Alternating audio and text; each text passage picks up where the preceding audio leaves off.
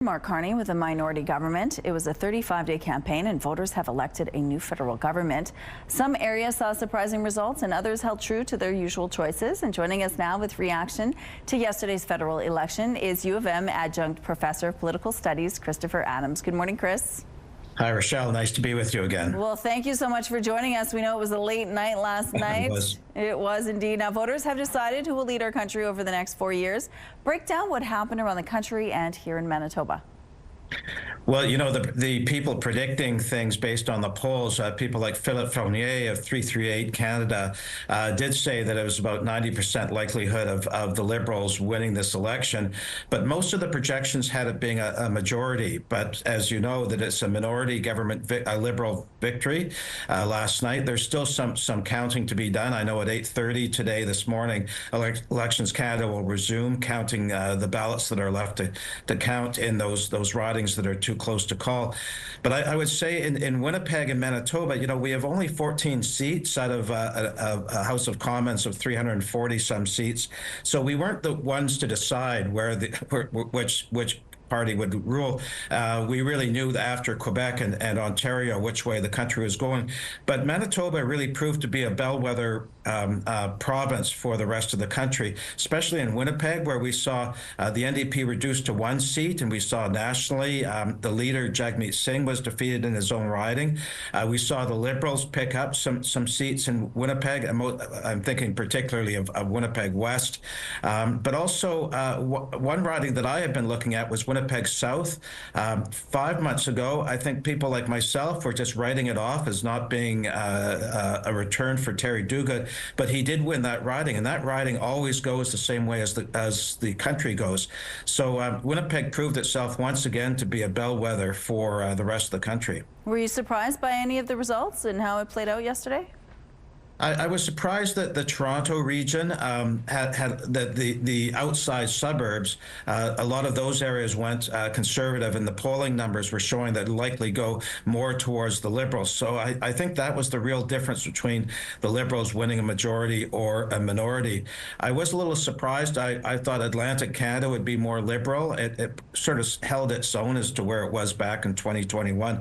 And I was surprised that Jagmeet Singh lost his riding. You know, he's had a very bad couple of days. He had just left that terrible scene of the tragedy in Vancouver when those Filipino Canadians were killed. He had been there just before that, so I'm sure he was shaken. And then, of course, to step down as party leader for the NDP. So I would say in Winnipeg, I was looking at my predictions of what I had said a couple of days ago, and I was wrong on a couple of them. So I was surprised that Elmwood Transcona went to Conservative. But then when I looked at it again, I realized that there is a push for the Liberals, and the Liberals, I think, doubled their percentages from the by-election that we held just a little while ago, and that ate away at the NDP support in Elmwood Transcona. So I would say that was the one that really I was watching. But really, the other one was Rebecca Chartrand in Churchill, Kuwait, Nikaski beating Nikki Ashton. I wasn't sure that there'd be that push for the Liberals, but in the end, like many parts of Northern Canada, went Liberal. Now, Jagmeet Singh lost his seat. He conceded and is stepping down as leader of the NDP. It looks like PC leader Pierre Poilievre also didn't win his own seat. Should he step down as well? Well, I mean, he gave a fairly strong speech at the late last night. You know, they've gained seats from where they were before. They're very strong opposition in the Assembly. I don't think that he'll be stepping down. You know, the Liberals will likely rule, govern with those likely seven NDP MPs, keeping the Liberals in power for at least a short while. But Poilievre is a political animal, and he will be poised to jump back in. I don't think his caucus will look to remove his leadership. It won't be. I don't think it'll be as desperate of a situation as O'Toole faced when his caucus booted him after 2021.